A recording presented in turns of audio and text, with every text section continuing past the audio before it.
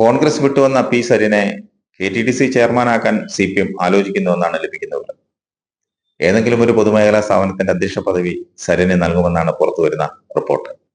KTDC chairman PK Sasi അദ്ദേഹത്തെ അച്ചടക്ക നടപടിയെടുത്ത് CPM മാറ്റി നിർത്തിയിരിക്കുന്നതിനാൽ ആ പദവിയിൽ നിന്ന് നീക്കണമെന്ന ആവശ്യവും ശക്തമാണ്. അങ്ങനെ ശശിയെ മാറ്റിയാൽ സരിന് ആ പദവിയിലെത്താൻ സാധിക്കും. സരിന് ഉചിതമായ പദവി നൽകുമെന്ന് CPM നേതാക്കൾ നേരത്തെ ഉറപ്പു നൽകിയിരുന്നു. കഴിഞ്ഞ ദിവസം തലസ്ഥാനത്തെത്തിയ സരിന് വ്യാഴാഴ്ച മുഖ്യമന്ത്രി പിണറായി വിജയനുമായി കൂടിക്കാഴ്ച നടത്തി.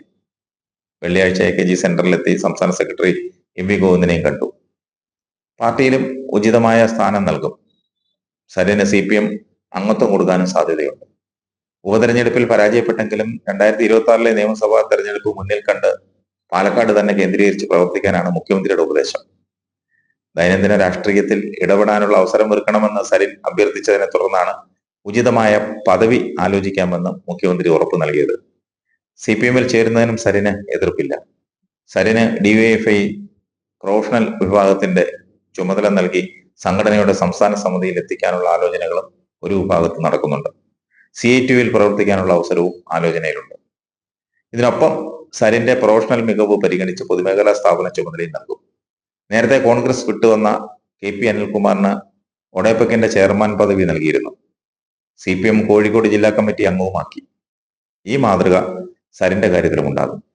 അടുത്ത കാലത്ത് CPM-ലെ സജീവമായ മാധ്യമ പ്രവർത്തകൻ MV നികേഷ് കുമാറിനെ കണ്ണൂർ ജില്ലാ കമ്മിറ്റിയിൽ ക്ഷണിതാവാക്കിയിരുന്നു.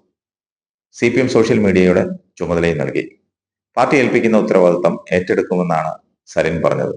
കൃത്യമായി രാഷ്ട്രീയം പറഞ്ഞുകൊണ്ടാണ് താൻ പാർട്ടിയിലേക്ക് വന്നതെന്നും ഇടതുപക്ഷമാണ് ശരിയെന്നും അതിൽ തന്നെ ഉറച്ചു നിൽക്കുമെന്നും സരിൻ കൂട്ടിച്ചേർത്തു.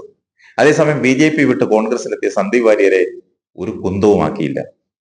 തെക്കു വടക്ക് നടക്കുകയാണ്. നേതാക്കന്മാരെ സന്ദർശിച്ചും പാർട്ടി ഓഫീസുകൾ കയറി ഇറങ്ങി സമയം പോക്കുന്നു. ഇതാണ് CPM-ഉം കോൺഗ്രസും തമ്മിലുള്ള വ്യത്യാസം.